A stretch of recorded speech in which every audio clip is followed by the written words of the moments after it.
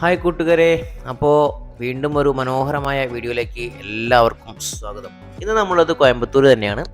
കോയമ്പത്തൂരിലെ ഇതുണ്ടോ, നമുക്ക് ഒരുപാട് കാര്യങ്ങൾ ഒരേ സമയത്ത് നമുക്ക് എൻജോയ് ചെയ്യാൻ പറ്റുന്ന, അതായത് നമുക്ക് മീൻ പിടിക്കാൻ പോകുന്നുണ്ടെങ്കിൽ മീൻ പിടിക്കാൻ പോകാം, സൺസെറ്റ് കാണാൻ പറ്റും, അതുപോലെ തന്നെ മനോഹരമായിട്ടുള്ള ഒരു ലൈക്ക് നമുക്ക് കാണാൻ സാധിക്കും.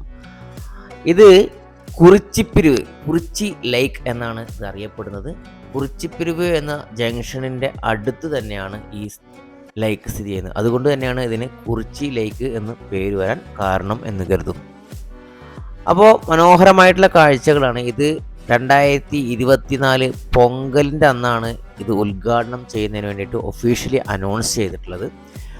ഇത് നമ്മളുടെ ജല്ലിക്കെട്ട് അല്ലേ, നമ്മളുടെ തമിഴ്നാട്ടിലെ കലാരൂപമായിട്ടുള്ള ജല്ലിക്കെട്ടൊക്കെ അനുസ്മരിക്കുന്ന രീതിയിലുള്ള ഒരുപാട് നല്ല പ്രതിമകളും ഒക്കെ നമുക്കിവിടെ കാണാൻ സാധിക്കും. നല്ലൊരു പൂന്തോട്ടം, നല്ല ഒരു വൈബാണ്. നമുക്ക് നടക്കുന്നതിനൊക്കെ വേണ്ടിയിട്ട് നല്ല ജോഗിങ്ങിനൊക്കെ പോകാൻ, നടക്കാനൊക്കെ രാവിലെയും വൈകുന്നേരമൊക്കെ നടക്കാനൊക്കെ പോകുന്ന ആൾക്കാർക്ക് നല്ല അടിപൊളിയായിട്ടുള്ളൊരു സ്ഥലമാണ്.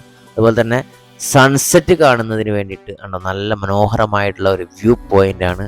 അതുപോലെ തന്നെ ലേക്ക് നമുക്ക് സായന്തനങ്ങളിലൊക്കെ വന്ന് നമുക്ക് എന്താ പറയുക, വിശ്രമിക്കാനും അല്ലെങ്കിൽ ഒരു ആനന്ദകരമാക്കാൻ, ഒരു മൈൻഡൊക്കെ ഒന്ന് റിലാക്സ് ചെയ്യാൻ പറ്റുന്ന ഒരു സ്ഥലം തന്നെയാണ് ഇന്നും ഞാൻ കാണിക്കാൻ പോകുന്നത്.